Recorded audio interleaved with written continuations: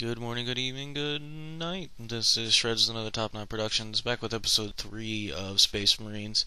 Got a cutscene very quickly on coming up here. Topic for today is going to be upcoming games of 2012. As I slowly walk, here's the cutscene.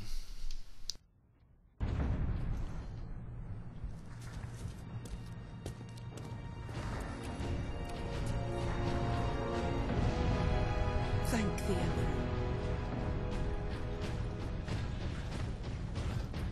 Second Lieutenant Mira, 203rd Cadian Regiment. Captain Titus, of the Ultramarines. You are in command. I'm all that's left, my lord. Unless my commanders rise from the grave. So far, they seem content to stay put. Lieutenant, the scouts have returned to forward base. How many? 2. Damn. I sent out 10. That damn gun. We don't have the numbers to make an assault. And as you might have seen, it's shooting down all our support vessels. That is why we are here. Leave the gun to us. Come with me, then. I should warn you, my lords. We've got a slight orc problem down here.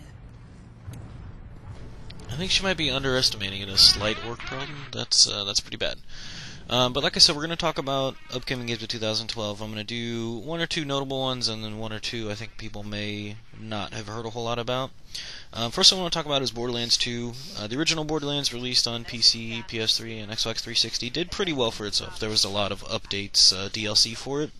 I played through it, multiplayer mostly, with a couple of my friends, one of them mainly being Mikey, who you might have seen on our NHL 12 gameplay. If you haven't checked it out, check it out. I'll put up an annotation in the video.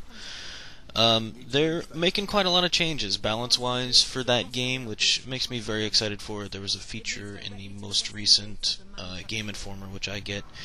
4 or 5 pages was pretty good at talking a lot about how they listened to a lot of the reviews from the previous game and things they're going to change in order to make it better, like the chain guns and rocket launchers will actually be useful. The first game, they weren't very useful. They also want to change up the quest styles a lot. The first game had a lot of go fetch X number of this and hey, pick this up. So they want to make things more dynamic. Also in the article, they didn't feature it a whole lot in the article, but the quests will be dynamic. So one of the quests they put out there is you have to go, a little setup for the game. I believe this takes place 5 years after the events of the original game, so things have taken over. Have changed quite a bit. The original 4 characters will not be playable, but they will be featured in the game, such as the mission I'm about to tell you about. So they will be there, they won't be gone, you can still interact with them, all that stuff. The mission they featured in this Game Informer preview, you actually have to go and save Roland, the original soldier. He's been captured by some robots, for whatever the reason is. But basically he's been captured and you have to go and rescue him. As soon as you set foot in this area where you're supposed to rescue him from, robots will begin to move him out of that area.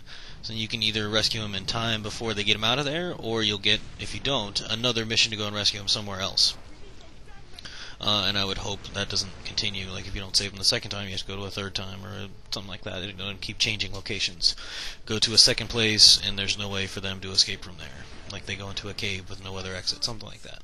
Because that would be kind of lame if you just have to spend hours and hours and hours doing the same mission, just different locations. That would suck.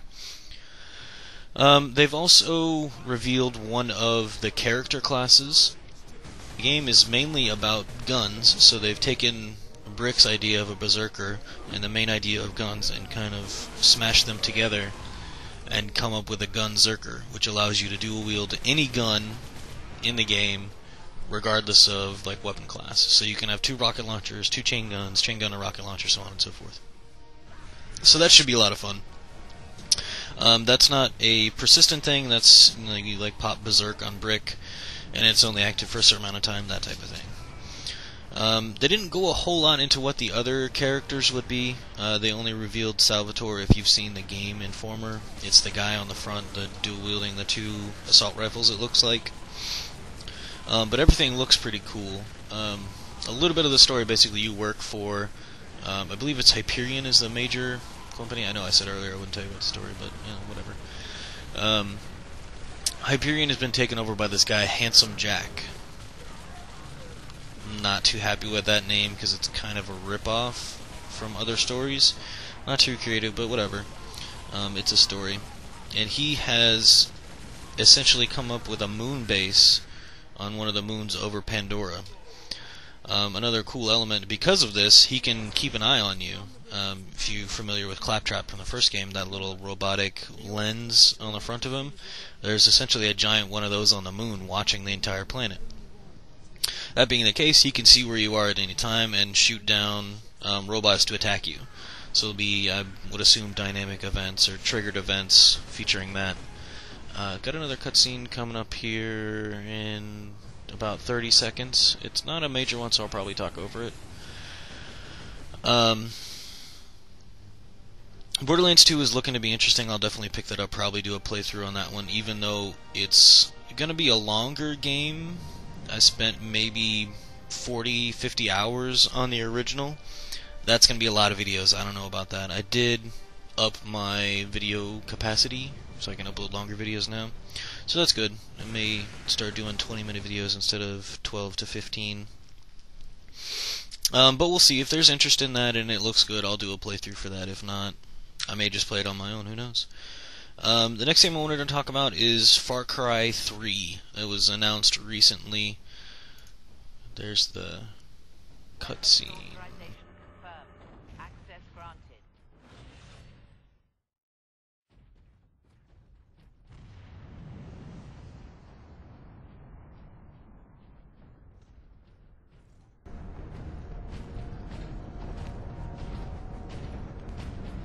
That's where the orcs breached Showing the off gun the gun battery. battery. Not a big deal. We haven't been able to make it inside. When I was playing this, I was like, I wonder if Captain Titus is going to try and hit that. But I kind of doubt it. It's not really a Space Marine type thing. You have done well. Being all valiant and comforting You are there. no longer alone. Not normal for a We Space will Marine, I retake guess. the gun.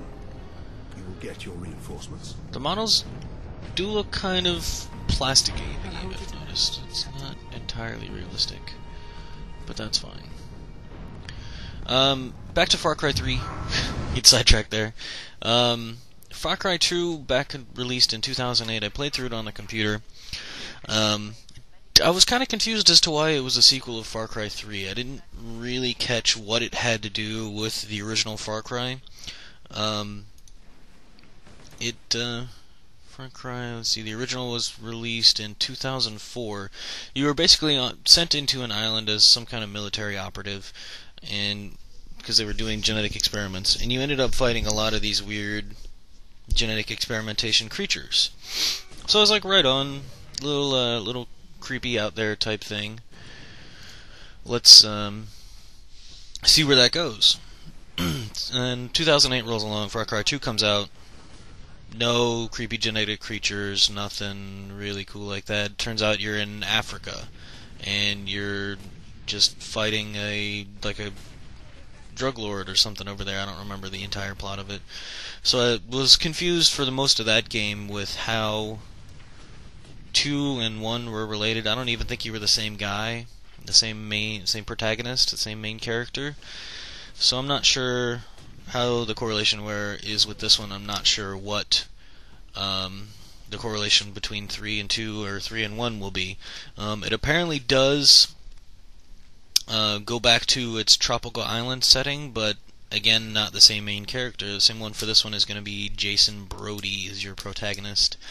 Reading a little synopsis of it here, you're basically stuck on a chain island and get involved in a violent conflict.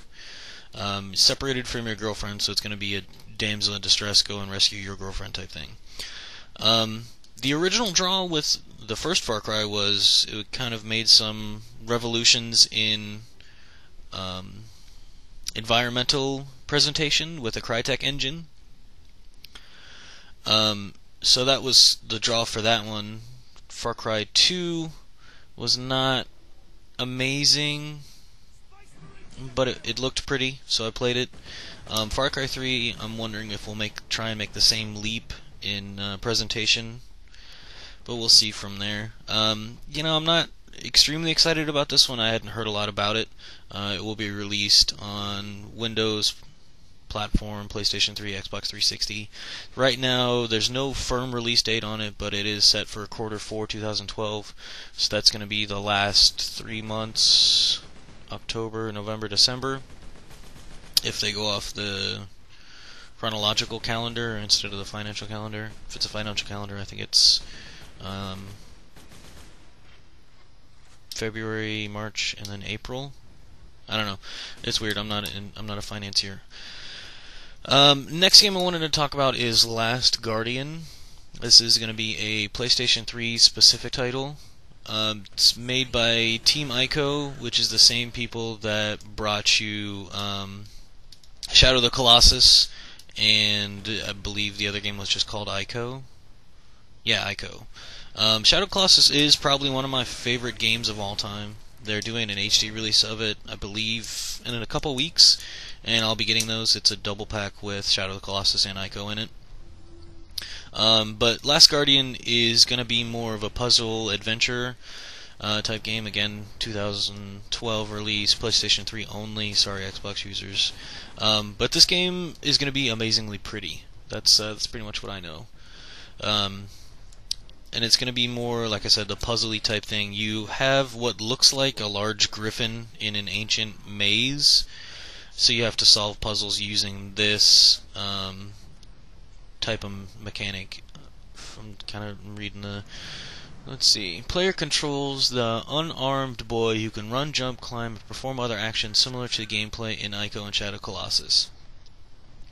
Player will need to use the environment to silently move around and defeat shadow being guards, but the boy initially is weaponless. The guards, although slow moving, can capture the boy, and if the player is unable to free the character in time, the game will be over. From what I've read, it's going to have the action-adventure style of Shadow of Colossus, where you're moving around, you have to get to certain areas and defeat things, but it's going to be more puzzle-based. The other asset of it is going to be, or the other facet, I would say, the thing you're trying to escape with, like a griffin. So trying to get past shadowy guardians, I'm not sure what the story is. I think they're going to try and kill the guardian. You have to free it and sneak it out this maze. The last game I wanted to talk about quickly as I come to the end of the video is Luigi's Mansion 2. I wasn't sure why they were releasing a second game of this. The first one was kind of a joke back on the GameCube, so it's curious that they've decided to do a second one. I want to thank you for joining me. This has been episode 3. My name is Shreds. Goodbye.